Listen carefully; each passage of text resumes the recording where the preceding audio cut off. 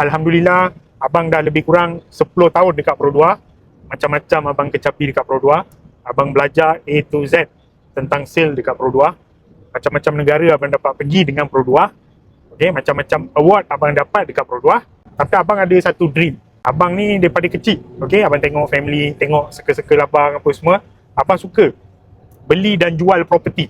Okay, maksudnya beli property, simpan property tu, bagi sewa property tu, jual property tu. So abang rasa dah sampai masanya abang start buat benda tu lah. Okay, langkah pertama apa yang abang buat untuk abang join dekat property ni adalah abang nak ambil lesen rent dulu. Okay, so sebelum ambil lesen rent, abang kena decide agensi mana yang abang nak join. So proses ambil lesen rent ni macam-macam abang akan belajar lah. InsyaAllah abang akan share semua proses tentang property ni dekat abang punya social media yang terbaru ni.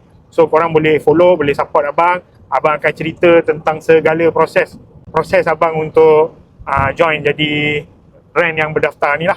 Okay, so minta support.